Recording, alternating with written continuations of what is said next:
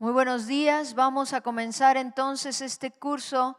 Estamos viendo la importancia de vivir en la libertad con que Cristo nos ha hecho libres y estamos viendo la epístola a los Gálatas. Vamos a nuestra página número 8 y vamos a comenzar nada más haciendo un resumen pequeño. Estamos en que los discípulos tuvo que ir Pablo junto con algunos otros, tuvieron que ir a Jerusalén para tratar este asunto de cómo en ocasiones hay personas que quieren por sus comentarios o enseñanzas hacernos que volvamos a la esclavitud, de tratar de ganar el favor de Dios a través de obras, a través de nuestro esfuerzo humano, y cómo para poder pues mostrar el error en el que habían caído estas enseñanzas y esta gente que las estaba dando, se tuvieron que ir a Jerusalén para hablar con los que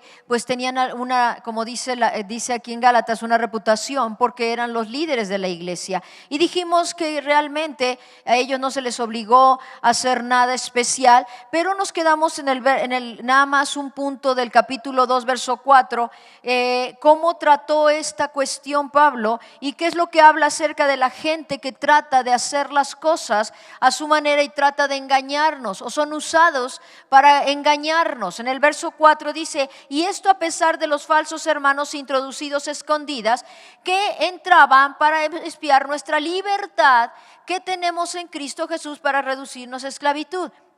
Quiero mencionarte estas tres características de estas personas que según Pablo se introducen entre lo que es la iglesia y tratan de confundir o establecer una enseñanza errónea que nos esclaviza. Y lo primero dice, esta gente son falsos hermanos, cuidado.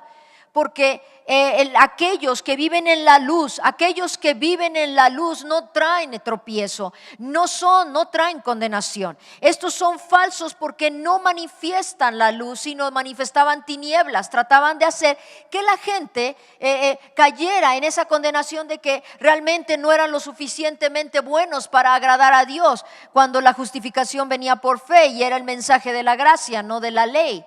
Entonces uno les llama falsos hermanos, y una de las cosas claras es que cuando las personas se empiezan a cerrar y a obstinarse en sus propios intereses o manera de pensar, abren la puerta de su corazón a ser engañados, y mucho de esto sucedió en la iglesia. Cuidado, amado, si alguien te comenta algo que trae, o un mensaje o una palabra que trae condenación, no están correctos, no andan en la luz, porque la luz no trae las tinieblas consigo, ¿verdad que no? Entonces la característica que menciona de estos hombres dice, introducidos a escondidas. Otra de las características son espías que se introducen escondidas, y habla en un término militar. Son gente que nada más se hace pasar por aquellos como nosotros, pero se meten así escondidas para ver los puntos débiles o para criticar los puntos débiles de la gente. Son aquellos que a lo mejor tú conoces a alguien que a cada ratito están de quejosos, o a cada ratito critican a los demás. Ay, ¿ya viste cómo vino vestido? Ay, ¿ya viste? No, eso no es de Dios, seguramente están mal. ¿Ves cómo están mal? ¿Viste cómo no cantan bien? Están mal. ¿O viste por qué se enferman? Están mal. Son aquellos que se introducen a escondidas para traer condenación, para traer crítica, para traer murmuración. Son los quejosos. No existen aquí ninguno, pero en otros lugares existen algunos. Y dice, cuidado, porque estos no traen un bien, y la tercera característica es esclavizan. Lo que ellos hacen no traen libertad, sino traen esclavitud. Y cuando menos te das cuenta, cuando escuchas de esas palabras, cuando no estás desafiando, no estás atrayendo a esa gente a la verdad y les creemos, ¿qué sucede? Nos esclavizan. Al ratito ya pensamos como ellos, al ratito empezamos a vivir como ellos. Por eso Pablo les dice, estos falsos hermanos, 1, no andan en la luz. 2, cuidado con ellos, porque nada más se meten para criticar, murmurar y esclavizar a la gente, y que empiecen también a sentirse incómodos.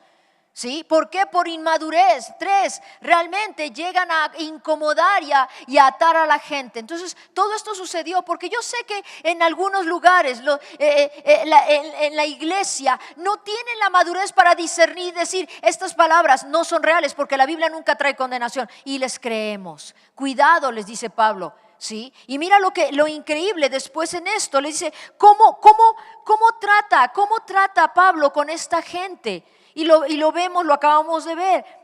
Hay 3 cosas importantes que tenemos que tomar en cuenta. ¿Cómo trata con esta gente en error? 1 dice cómo tratar con estos falsos judaizantes o maestros. 1 se les expone valientemente. Pablo no dijo, el tiempo va a decirlo, no. Lo que hizo Pablo es exponerlos, es tratar con ellos valientemente, y dijo, yo no me voy a esperar, yo voy a hacer lo correcto, voy a hablar con la autoridad y decirle que esto está pasando con unas personas. Si no hacía esto Pablo inmediatamente, se iban a caer en confusión muchos más que estaban escuchando a esta gente. Entonces, ¿qué hace Pablo? Los expuso valientemente. Él no se esperó ni los dejó a un lado. Él no dijo algún día van a cambiar, sino dijo, espérame tantito, tú estás en un error. Y fue y habló con la autoridad. Hay personas que se están metiendo y están esclavizando. La segunda cosa que yo veo que hizo Pablo aquí, ¿sí? No se sometió a ellos, ¿sí? No buscó llegar a un acuerdo. No, nadie se sometió a esas personas. Pero es que yo tengo mi manera de pensar. Pues la tendrás tú, pero yo no me voy a someter a eso, porque la única verdad y la única luz es la palabra de Dios.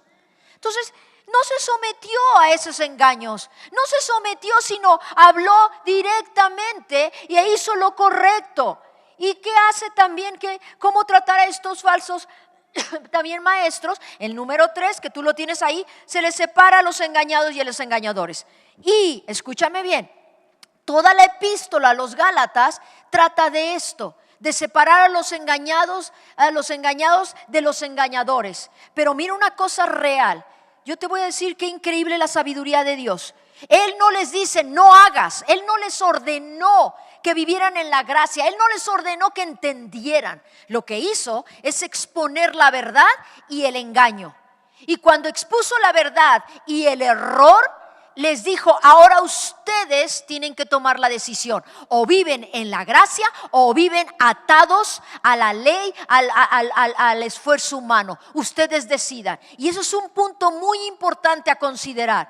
Cuando tu papá, tú prohíbes algo a tus hijos sin explicarles el por qué y enseñarles a discernir en el mandato o en esa manera fuerte o rígida de ser, lo único, en la prohibición va a estar la rebeldía. Esta gente no se les prohibió creerles, sino les dijo, tú tienes que discernir lo que es vivir por la gracia y vivir en la ley. Y ya tú decides. Y por eso se expuso o se separó a los engañados de los engañadores. Y los engañados dijeron verdaderamente, yo quiero vivir en la gracia, no en la mentira. Pero no obligó a nadie. ¿Me estás siguiendo? Y eso es muy importante para ti. Dios nunca nos va a obligar a hacer nada. Él quiere que discernamos y vivamos en ese temor reverente para decidir por nosotros mismos. Esto sí y esto no. ¿Por qué? Porque sé que esto le agrada y yo sé que esto no le agrada. ¿Me está siguiendo? Entonces es lo que hace durante toda esta enseñanza. ¿Cuáles son algunas características? Y yo te voy a animar a tomar este ejemplo. Voy a hacer esta mención en este momento de algunas características que yo veo en un siervo que vivía por la gracia y en la libertad. El primero que puse ahí es, Pablo era un hombre que daba a la autoridad el debido respeto. Fíjate qué increíble. Él no hacía las cosas por su propia cuenta. Él no hacía lo que pensaba que estaba bien.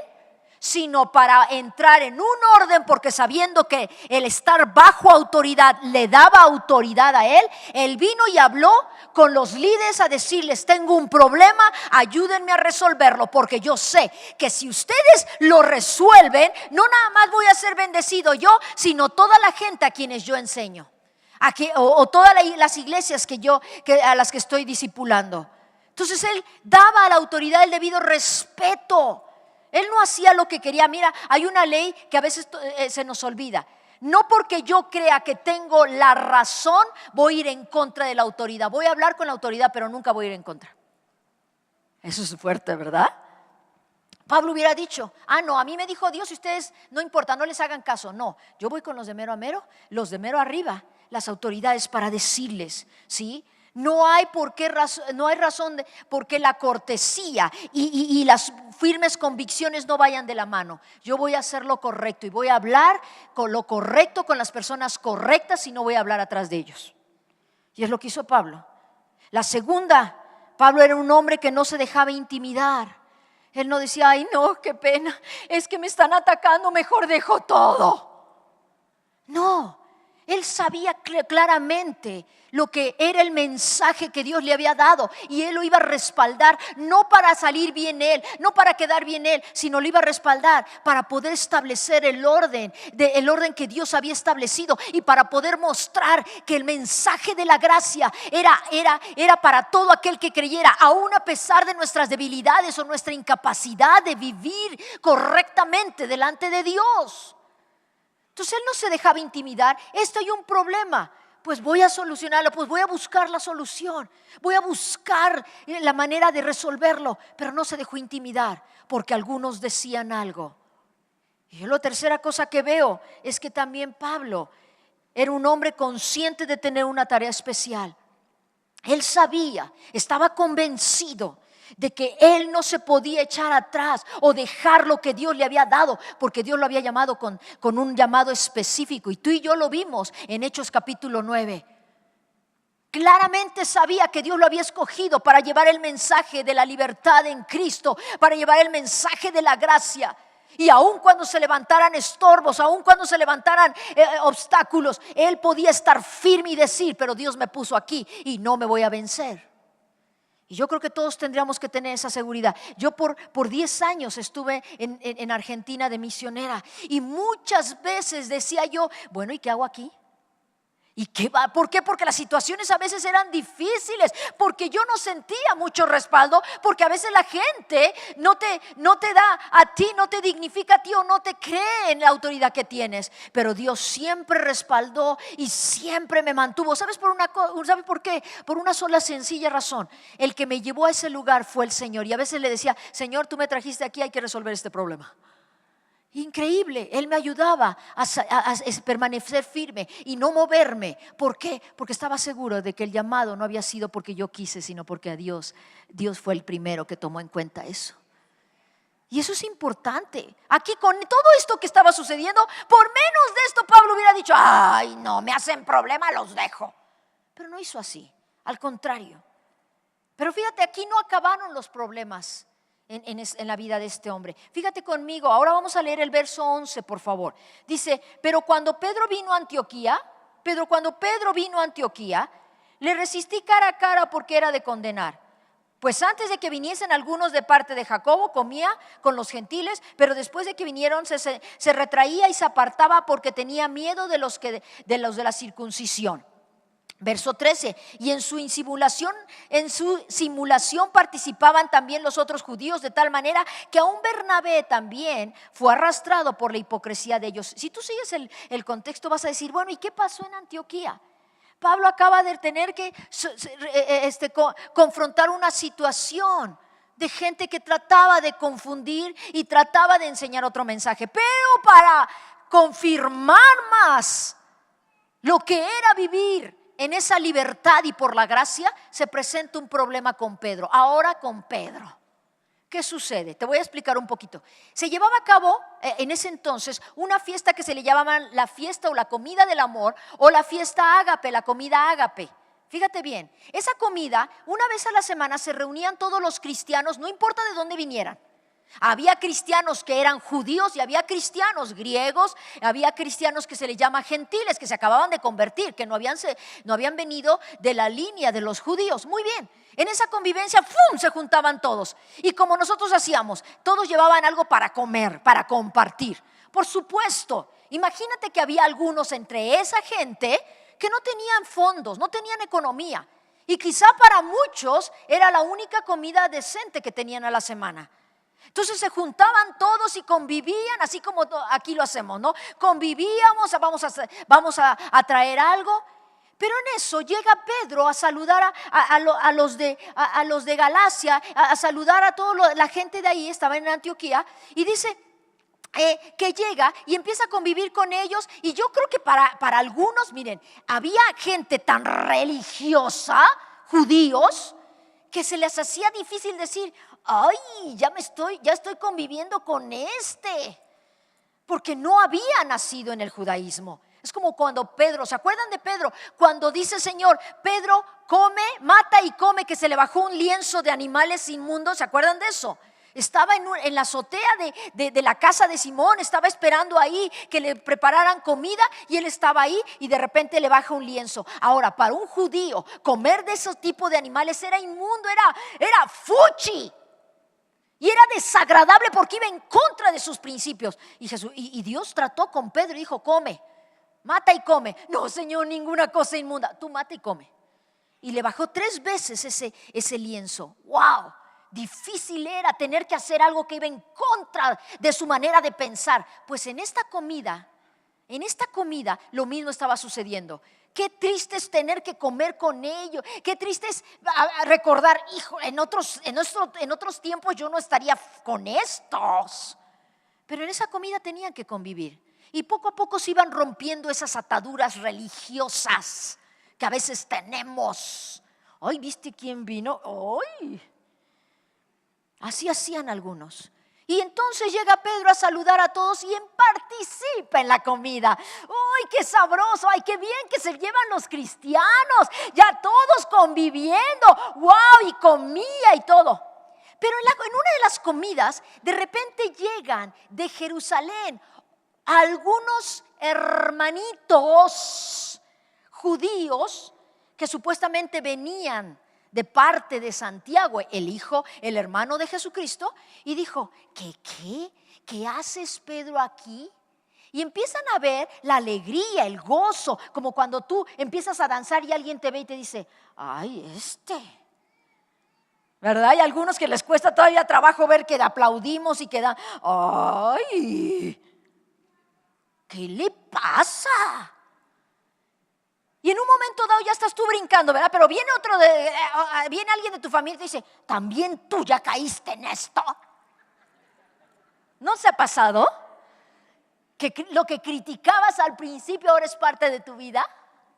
Pero hay otros que están en la situación del principio. Así estaba Pedro. ¡Uy, qué felicidad! Todos comiendo, todos felices. Pero en eso llegan de esos serios, ¿verdad? Aquí no hay serios cristianos así muy religiosos. Llegan a decir: ¿qué hacen estos? Y al ver a Pedro y algunos otros judíos dijeron: ¡wow! Y miren, en ese momento Pedro dijo: ¡oh, oh! En lugar de decir: ajá, ¿y qué? Vivo en libertad, ya puedo convivir con todos. ¿Saben lo que hizo Pedro? Se apartó de la gente junto con otros cristianos. Ahora fíjate bien, fíjate qué terrible es esto. Pedro ya había tenido esa revelación de que no puede llamar inmundo lo que Dios ha limpiado. Y para Dios todos somos iguales. Y lo que Dios está haciendo en cada uno es respetable, porque cada uno le está respondiendo a Dios. Y Pedro dice: le resistí cara a cara porque era de condenar lo que hizo. Cuando tú te has convertido, amado, tu testimonio va a estar a prueba. Y no te tienes que avergonzar del evangelio ni de lo que Dios te ha hablado. Este hombre se echó para atrás diciendo: nada más los vine a visitar. Yo no soy como ellos, yo soy todavía todo un señor. Qué tristeza. Y aquí Pablo lo desafía y le dice: el comportamiento de Pedro, dice ahí, y de los otros judíos ante los gentiles fue ofensivo y contradictorio al mensaje del evangelio. Qué triste. Mira lo que dice verso 13, ve conmigo, dice: y en su simulación participaban también los otros judíos, de tal manera que aún Bernabé fue arrastrado por la hipocresía. Digan hipocresía. ¿Por qué dicen que eran hipócritas? Miren, porque una vez que hemos recibido y experimentado la verdad, esa verdad que tú dices, que tú hablas, que tú predicas, va a ser puesta a prueba. Y les dice, fueron hipócritas. ¿Saben lo que significa hipocresía? La palabra hipocresía, fíjate lo que le estaba diciendo. Es literalmente, si es una actuación teatral donde se hablaba en diálogo. Actor de un drama, actuar insinceramente. En otras palabras le estaba diciendo, Pedro, qué tristeza que tú, y además te llevaste a Bernabé, el que levantó junto conmigo estas iglesias, pero les dio miedo el qué dirán. Y cayeron en hipocresía. En otras palabras, qué triste es ver que dices ser cristiano, pero actúas de otra forma. ¡Wow! Pero eso es una realidad. Una persona que vive en libertad no tiene que actuar nada, sino solamente vivir lo que es una realidad para su vida. ¿Me está siguiendo? Actúa hipócritamente. Dice aquí también, el que permanece fuerte en la verdad y por la verdad, no teme los enfrentamientos ni le importa cuán difíciles y dolorosos sean. En el verso 11 dice, lo tuve que confrontar cara a cara porque era de condenar. ¿Qué tuvo que hacer Pablo? Tuvo que confrontarlo cara a cara. Y esto es importante que tú lo veas así. Cara a cara significa lo contrario al chisme, a la murmuración. Cuando vi que él andaba en error, que era un hipócrita, no fui a condenarlo, sino le dije cara a cara, ¿qué onda contigo? Fíjense, así en otras palabras, se los estoy haciendo fácil. ¿Qué te pasa? ¿Qué tienes? ¿Por qué te hiciste para atrás? ¿Por qué les hiciste cara de fuchi? ¿Por qué dijiste, ay no, yo no aplaudo, lo que pasa es que se me estaba pegando? Ay, tú vas a ese lugar, bueno, que vaya. ¿Por qué no les dices, sí voy a aprender de la palabra? O a veces están escuchando la música, está como una mamá, el niño va cantando en el súper, cantando alabanzas y todo, y se voltea a la mamá y dice, hijo, estamos en el súper. Y el niño le dice, ¿y? ¿Eso es una manera hipócrita? ¿Cómo? ¿Cómo que te haces para atrás en tus convicciones o te echas para atrás en lo que eres? No, momento. Lo que pasa es que Pedro, fíjense, le tuvo más temor a la gente, al que dirán, que a Dios mismo. Y amado, cuando tú le temes a la gente más que tener el temor reverente a Dios, tus convicciones empiezan a decaer, tus convicciones empiezan a trastornarse, porque quieres quedar bien con todos. Ahí está la mamá, en el súper no, ¿qué van a decir? O cuando de repente están compartiendo la esposa a una persona, el esposo se molesta. ¿Cómo te pones a hablar aquí? Pues ¿cómo no? Pues ¿dónde quieres que compartas si tenemos que compartir? ¿Me explico? Hay una molestia. Y a veces es porque ¿qué va a decir la gente? Miren, Pedro tuvo temor de la gente. Dijo, ¿qué va a pasar si nos cachan? Y hasta les llamó verso 14. Pero cuando vi que no andaban rectamente conforme a la verdad del evangelio, dije a Pedro, delante de todos, si tú siendo judío vives como los gentiles y no como judío, ¿por qué obligas a los gentiles a judaizar? Oye, veniste aquí y aprovechaste el alabar, el adorar, el comer, el gozarte, y viene alguien y dice, ¡ay! Ya todos tranquilos, ahora vamos a hacer la ley. ¿Por qué cambiaste así? Se le llamaba pecadores a los gentiles, a toda persona que no era judía se le llamaba pecadores. Entonces dijo, ay, perdón, se me olvidó que eran pecadores, ya no me llevo con ustedes. O sea, esa es una hipocresía. Si tus palabras no concuerdan con tu manera de vivir, vivimos una hipocresía. Pero una persona libre, totalmente por la gracia de Dios, sabe que puede ser transparente en todas partes, porque el que se refleja a través de él es Jesucristo. ¿Cómo haces eso? Entonces, ¿qué hizo? Lo confrontó cara a cara. Número 2, si otros han sido lastimados, la corrección debe hacerse abiertamente. Pablo le dijo a Pedro delante de todos, ¿qué tienes? ¿Qué andas haciendo? Estás pervirtiendo la verdad del evangelio, tratando de hacer tu propia forma de vida. No, el cristianismo no es adaptable a tu vida. Tú te adaptas al cristianismo porque nosotros vivimos para Cristo, no Cristo para nosotros. Nosotros vivimos para reflejarlo a Él, para hacer lo que Él es.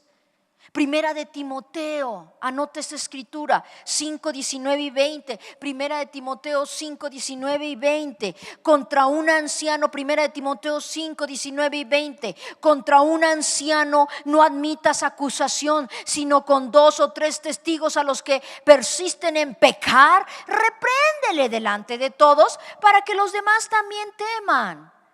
Y yo leo en el verso 15. Nosotros judíos de nacimiento y no pecadores, verso 16, sabiendo que el hombre no es justificado por las obras de la ley, sino por la fe de Jesucristo, nosotros también hemos creído en Jesucristo para ser justificados por la fe. En otras palabras, les da el mensaje de que hemos sido justificados no por las obras, no porque seas judío o especial, sino por la gracia.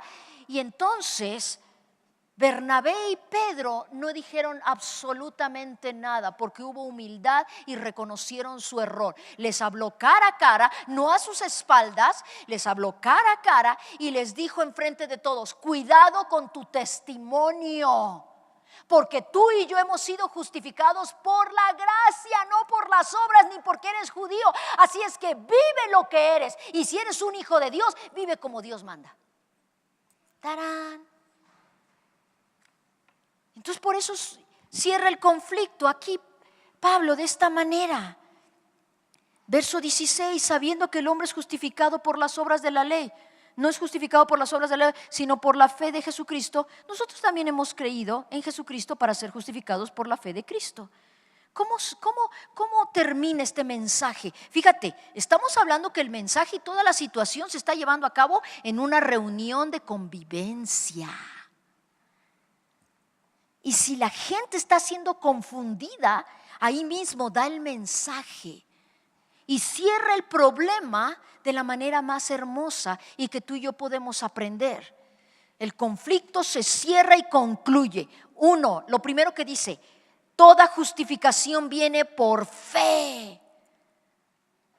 Pedro, Bernabé y los demás se estaban tratando de justificar porque eran judíos o porque venían a la congregación o porque oran o porque estudian. Uy, si vieras todo mi currículum de cristiano. Dice, sí, pero eso no te justifica, ni eres mejor que nadie.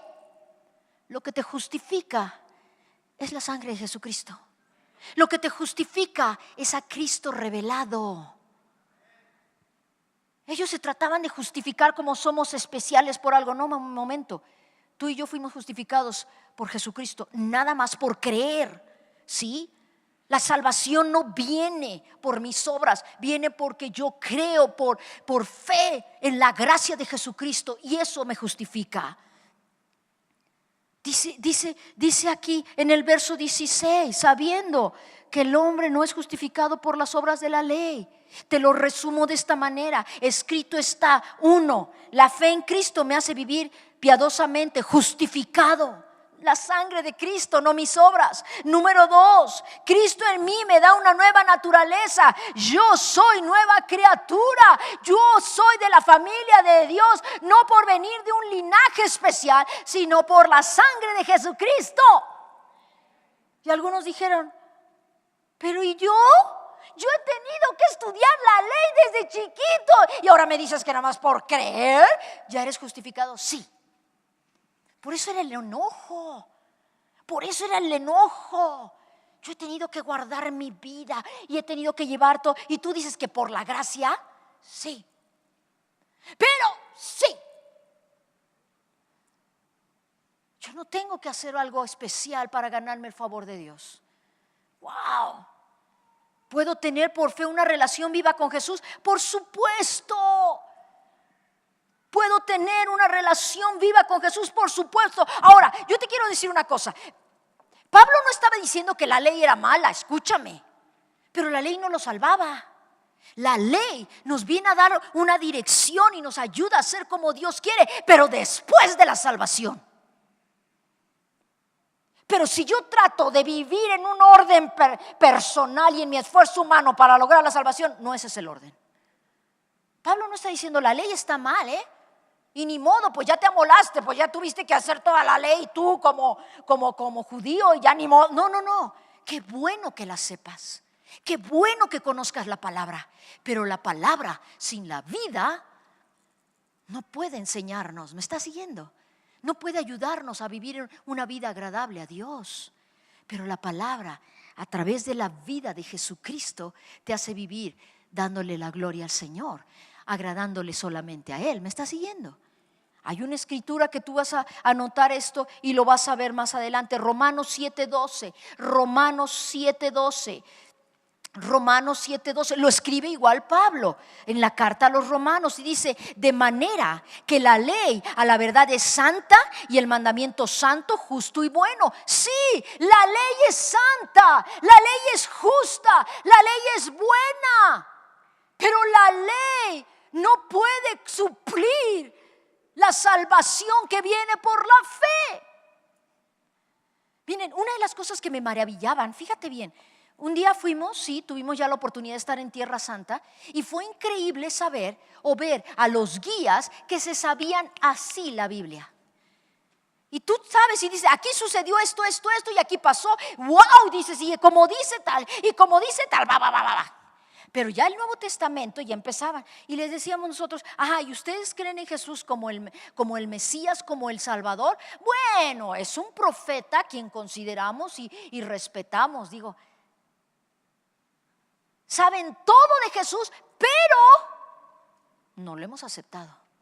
Entonces nos llamaba la atención cómo sabían la ley, cómo sabían la palabra, cómo la habían leído y releído, pero no eran salvos.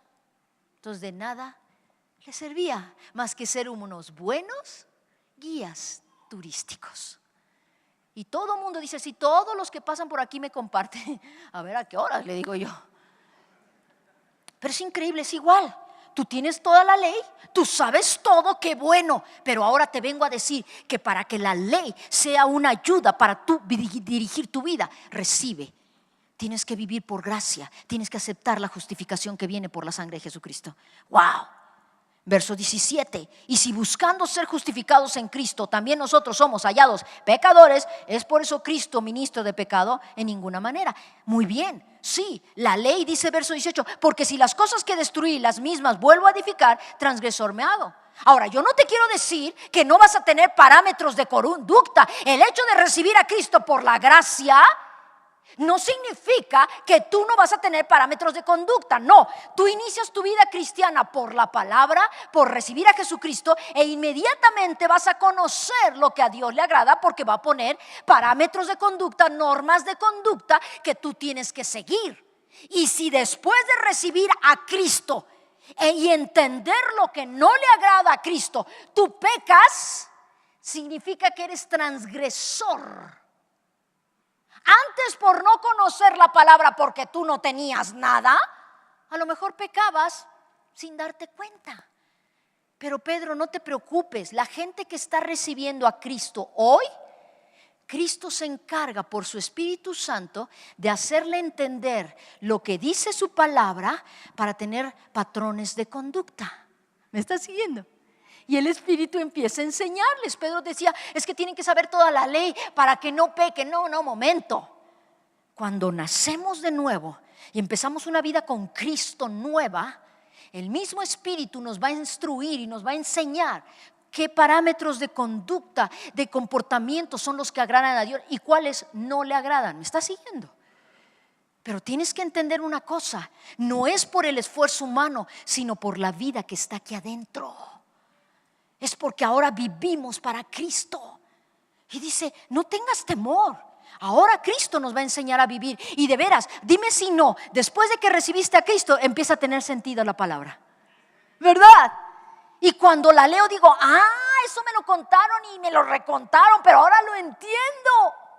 ¿Por qué? Porque empieza a tener vida esta palabra y los parámetros. Y ahora la ley que antes era, yo leo el Antiguo Testamento y digo, wow, pobre gente que se tenía que aprender de memoria todo eso, ¿verdad?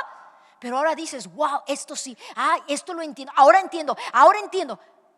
¿A quién le gusta leer Deuteronomio, Levítico? Dices, pero ahora es más agradable porque ahora en Cristo lo puedo recibir mejor. ¿Me estás siguiendo? Entonces esta gente dice, espérame tantito, si tú pecas después de saber la verdad, te vuelves transgresor. Y transgresor es pecar conscientemente. No significa que porque ya estás viviendo en la gracia vas a pecar, porque bajo advertencia no hay engaño ahora. ¿Sí me explico? Transgresor significa que peco voluntariamente. Ya no soy, escúchame bien, ya no soy esclavo del pecado, pero yo no le tengo que dar lugar al pecado. ¿Me estás siguiendo? No significa que por la gracia he sido salvo, sí, pero ahora me corresponde a mí no dar lugar al pecado, porque ya el pecado no se va a enseñorear de mí. ¿Me estás siguiendo? Así es que no te preocupes, ahora tú vas a tener conciencia de lo que es agradable y lo que no es agradable a Dios. Y si tú pecas sabiendo lo que es desagradable a Dios, te haces transgresor. No te preocupes, el Espíritu Santo va a redarguir. Y termina diciendo en el verso 19, si tú te das cuenta, dice el verso 19, porque por la ley yo soy muerto para la ley a fin de vivir para Dios. Con Cristo estoy juntamente crucificado y ya no vivo yo, ¿más qué? Mas vive Cristo en mí, y lo que ahora vivo en la carne lo vivo en la fe del Hijo de Dios, el cual me amó y se entregó a sí mismo por mí. O sea, en otras palabras, para que yo pueda tener vida ahora tiene que haber muerte. En otras palabras, cuando tú vienes a Jesucristo, tú mueres a tu yo, a tu capacidad de vivir por ti mismo, a tu manera de pensar y de ver las cosas. Y a partir de morir a tu yo, la vida que se va a ver en ti va a ser la vida de Cristo. Esta gente va a tener que morir a su yo, a sus tradiciones, a su manera de pensar religiosa, para aceptar por gracia la vida de Cristo, y ahora lo que viva va a ser en la fe del Hijo de Dios. Tanto judíos como gentiles, como todo aquel que venga a Cristo, va a tener que morir a su yo. Miren, para que haya vida tiene que haber muerte. En otras palabras, no pueden haber dos vidas en tu vida. O es tu vida la que vive o es la vida de Jesucristo. Entonces Pablo termina diciéndoles, no se preocupen. Así como ustedes tienen que morir a su manera religiosa de pensar para vivir libres, también los gentiles tienen que morir a su manera de pensar de libertinaje quizás. Una vida de hacer su propia voluntad, pero para el único propósito, no para hacer una religión nueva, no, sino para ser la familia de Cristo. Tienen que nacer Jesucristo en ellos para que la vida de Cristo sea la que viva. ¿Entiendes por qué esta escritura que mucho escuchamos? Con Cristo estoy juntamente crucificado. Ya no vivo yo, mas Cristo vive en mí. Y lo que ahora vivo en la fe, lo vivo en la fe del Hijo de Dios. Pablo le está diciendo, ¿cuántas cosas estamos tratando de hacer por nuestra propia fuerza? Ay, si tan solo fulanito se convirtiera, y si tan solo trajera, y ellos están mal. Hoy pues, es muy fácil criticar a todos en su condición, pero pensar en uno mismo primeramente y ver en qué condición estamos es más difícil. En el momento que tú y yo recibimos a Jesucristo, en ese momento somos portadores de la vida de Cristo. Y si por gracia lo recibimos, yo no tengo por qué no vivir en esa libertad que me fue dada por gracia. Cuando tú y yo, amado, no entendemos lo importante que es esto y trato de hacer las cosas agradables para mi vida y para supuestamente agradar a Dios, de la gracia estoy soltando, rechazo la gracia, suelto la gracia, porque en lugar de vivir justificados por la fe en Jesucristo, trato y sigo tratando de hacer por fuerza, por una actitud humana lo que a Dios le agrada. ¿Saben lo que el problema de los judíos era? Que a ellos se les costaba mucho trabajo dejar lo que por muchos años era su forma de vida o su seguridad. Y para nosotros, para muchos de nosotros, nuestra seguridad es lo que creímos desde niños, es la educación que tuvimos. Y venimos al Señor y te dice: no te preocupes, ahora yo te ofrezco esta vida, solamente cree en mí y por gracia yo te lo doy. Y ahí no te cuesta trabajo, porque toda tu vida, por tu esfuerzo, lograste hacer lo que estabas haciendo. Eso es lo que más les costaba. Lo que tenía que hacer Pedro y todos los demás que se resistían era tirarse a los brazos de la gracia.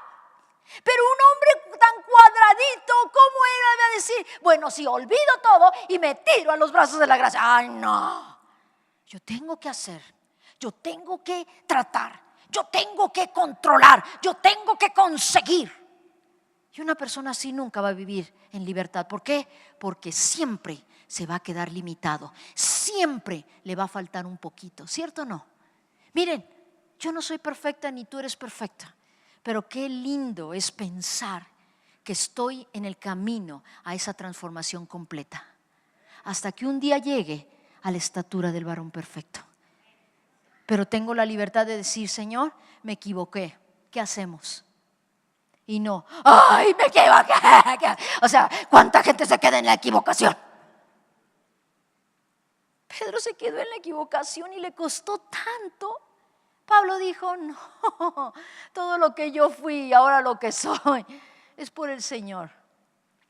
Miren qué trató el Señor con él, ¿verdad? Miren cómo termina en el verso 21. No desecho la gracia. ¿Saben? No desecho la gracia de Dios. Pues si por la ley fuese la justicia, entonces por demás murió Cristo. Yo no desecho la gracia. Porque si por la ley hubiera muerto Jesucristo, pues ¿para qué servía la gracia? ¿Qué hago entonces? Y concluyo con esto. ¿Qué hago entonces? Concluye con esto. Muero a la idea de agradar a Dios observando la ley y así poder vivir para Dios. ¿Lo ven ahí? Número 2, muero al pecado, mi hombre de pecado, la naturaleza antigua, lo considero crucificado juntamente con Cristo. Para mí, para que mi yo ya no gobierne en mí, ya no viva en mí, sino Cristo en mí. Y la conclusión, la tercera, es la que llega: mientras siga en esta carne, vivo por fe y en la fe del Hijo de Dios. De tal manera no voy a desechar la gracia. De tal forma no voy a desechar la gracia. No voy a buscar agradar a Dios por mi esfuerzo humano, sino voy a abrazar la gracia y voy a vivir en la dimensión de vida que Dios me ha dado para vivir con Jesucristo. ¿Me está siguiendo? Pablo estaba diciendo, fíjate, Jesucristo hizo por mí lo que yo nunca hubiera podido hacer. ¿Estás escuchando? Jesucristo hizo por mí lo que yo por mí mismo no hubiera podido hacer. Y eso es ser justificado por su gracia. Alguien dijo: si yo constantemente estoy rechazando la gracia, es como rechazar el sacrificio de Jesucristo. Y déjame decirte una cosa: ningún hombre pudo haber sido crucificado por sus propios pecados, ¿verdad? Alguien dijo: si yo me hubiera tenido que crucificar por mí mismo, por mis propios pecados, ¿quién me pone el otro clavo? ¿Me está siguiendo? Solamente uno pudo morir por nosotros y justificarnos. Él llevó la carga de todos nosotros y nos encargamos de crucificarlo para que se llevara a cabo ese hermoso sacrificio que nos trajo redención a ti y a mí. No luchemos, no hagamos nada por nuestros esfuerzos, más bien sometámonos a la soberanía de Jesucristo, que por gracia vive en nosotros. Eso es libertad. Eso es libertad. Eso es libertad. Yo te voy a pedir un favor. Sigue leyendo ahora el capítulo 3. ¡Wow!